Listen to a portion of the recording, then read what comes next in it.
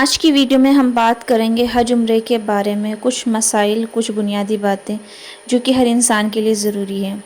سب سے پہلی چیز ہم دعا کرتے ہیں اللہ تعالیٰ ہمیں ہر بار حج عمرے کی توفیق عطا فرمائے، حج مبرور اور نبی پاک صلی اللہ علیہ وسلم کے روزے پہ حاضری کا شرف بار بار عطا فرمائے۔ سب سے پہلی چیز آتی ہے کہ حج عمرہ سیکھ کر کیوں کیا جائے،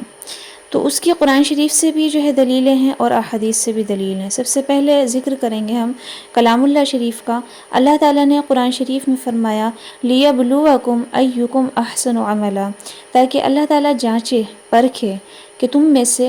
کون اچھے عمل کرتا ہے۔ اللہ نے یہ نہیں فرمایا کون اکثر عمل کرتا ہے، زیادہ عمل کرتا ہے۔ پتہ یہ چلتا ہے کہ اکثریت کی وہ کوئی ڈیمانڈ نہیں ہے، ڈیمانڈ وہ اللہ کے یہاں احسن عمل کی ہے، جو عمل احسن ہو، اچھا ہو۔ اور ایک جگہ آتا ہے کہ اللہ تعالیٰ نے فرمایا کہ جس کے اعمال قیامت کے دن وزنی ہوں گے، یعنی جس کا نام اعمال، جو نیک اعمال اس نے کیے ہوں گے، اس کا پلڑا جب بھاری ہوگا تو وہ فَهُوَ فِي عِيشَةٍ رَاضِيَةٍ، وہ عیش میں ہوگا، آرام میں ہوگا، راحت میں ہوگا اور وہ خوش ہوگا۔ یعنی کہ یہ نہیں فرمایا کہ قیامت کے دن جس کے اعمال زیادہ ہوں گے، تو اس سے پتہ چلتا ہے کہ قیامت کے دن اعمال کی گنتی نہیں ہوگی بلکہ ان کو تولا جائے گا۔ تو جو اعمال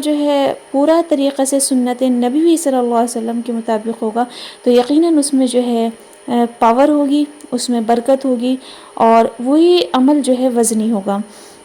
اینڈ احادیث میں بھی ہم دیکھیں تو یہ آتا ہے کہ جو شخص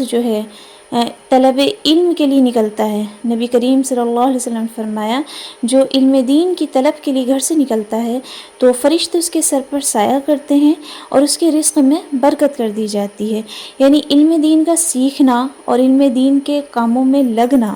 یہ رزق کو بڑھاتا ہے اور آپ کی زندگی میں آسانی لاتا ہے۔ فرشتے سایہ کر رہے ہیں، مطلب آپ پر اللہ کی مدد آپ کے ساتھ ہے، آپ پر رحمت ہو رہی ہے۔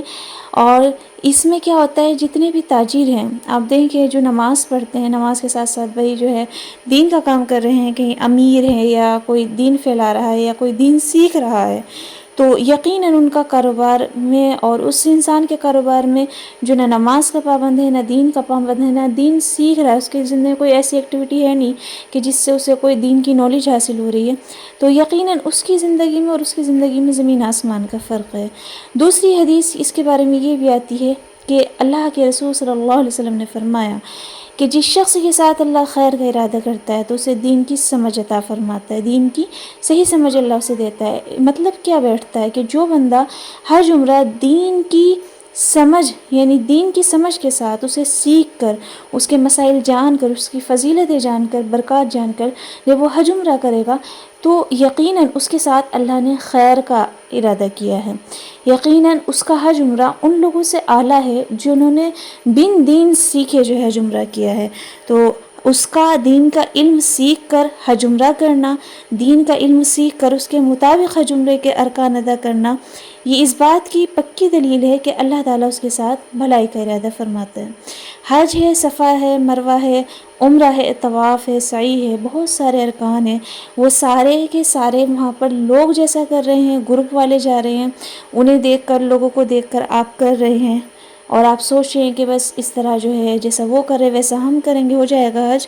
ہو جائے گا۔ لیکن آپ سیکھ کر مکمل طریقے سے سنت نبوی، اور اس میں غلطی بھی ہو سکتی ہے جو آپ لوگوں کو دیکھ کر کریں، لیکن سنت نبوی صلی اللہ علیہ وسلم کے مطابق آپ پورے ارکان ادا کر رہے ہیں تو یقیناً آپ کا حج بہترین ہوگا اور آپ خیر کے ساتھ گھر لوٹیں گے۔